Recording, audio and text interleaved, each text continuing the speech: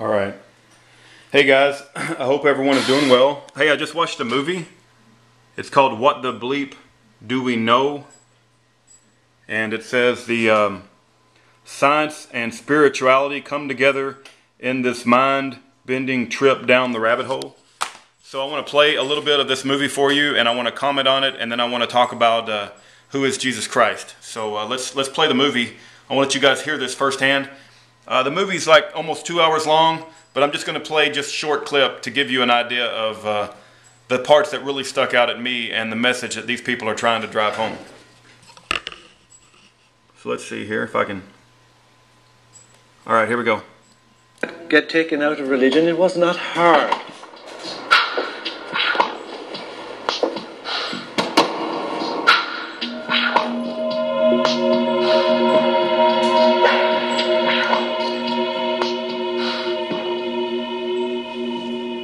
Most of the problems that religion and the various philosophical movements down through the centuries have produced have been errors because that's where they started. That God is a distinct, separate being from us, to whom I must offer worship, whom I must cultivate, humour, please, and hope to attain a reward from at the very end of my life. That is not what God is. That is a blasphemy.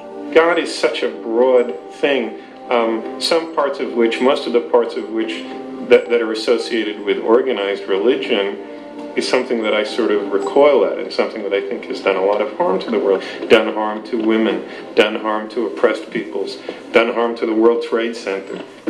And yet, at the same point, we have the epitome of a great science. The closest science has ever come to explaining Jesus' interpretation that the mustard seed was larger than the kingdom of heaven. And the only science that can fit into that analogy is quantum physics.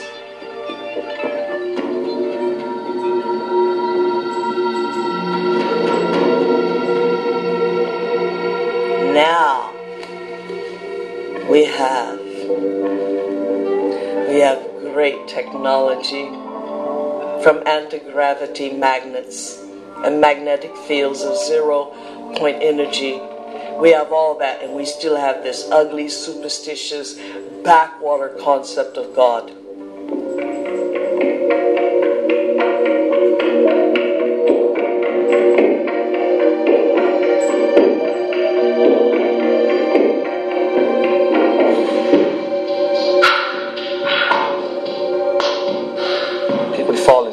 Very readily when they're threatened by these cosmic sentences of everlasting punishment. But this is not how God is.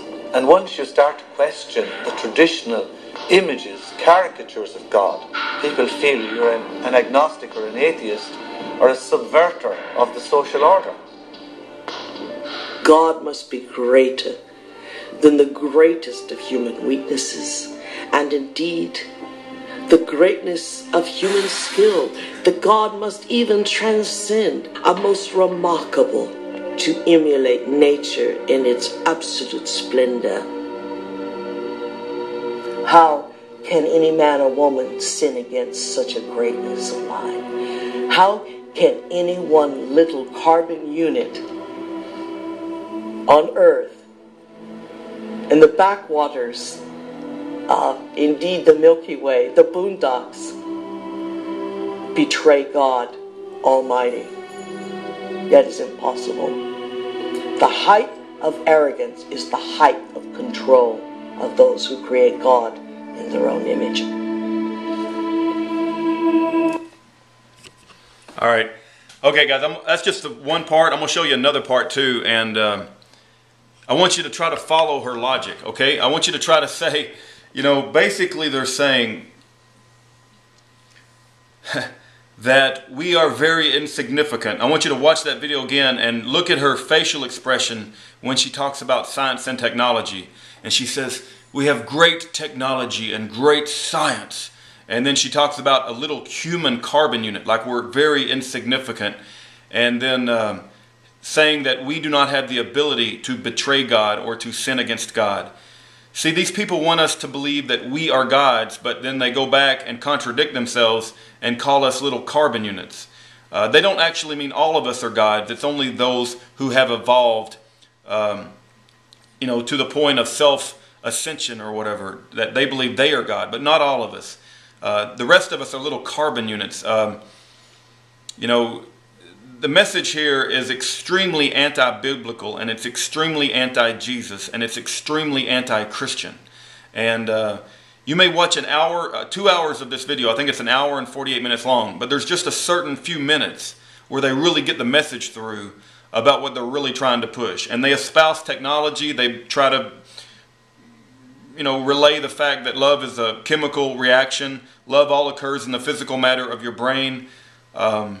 They try to demean the Bible and religious teachings about Jesus Christ, and they try to get you to believe that you are God, but at the same time, we are all one, and there's no such thing as good and evil. Well, there is such a thing as good and evil, and God gave us free will, and He loves us more than you can imagine, and we do have the ability to sin against God. That is absolutely true. That's not an arrogant statement. That is a recognition of our most precious gift, which is free will. And when we use that free will to sin against God, there are consequences for that.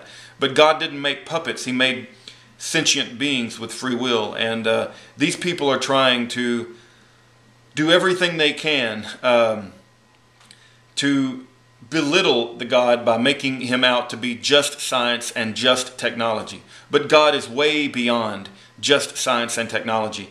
I'm going to play another clip for you if I can find it. And I'm not recommending you watch this movie. I'm just trying to show you the parts that I thought were interesting. But the other part was at about 1 hour and 25 minutes. So let me scoot ahead to there.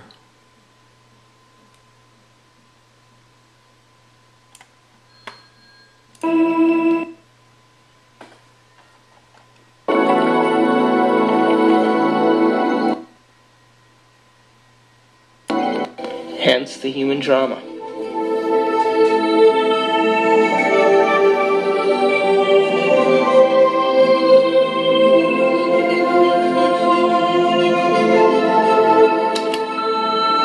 Amanda, it's Bob, and I'm just calling to say I hope that you can come tonight. I really want to see you. I really want to talk to you. I know we can work things out.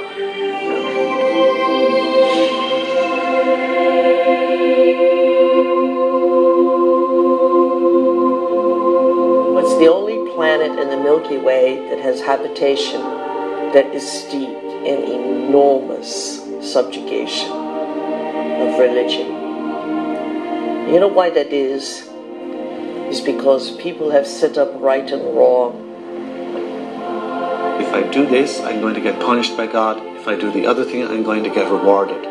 This is a really poor description that tries to map out a path in life for us to follow, but with deplorable results, because there really is no such thing as good or bad.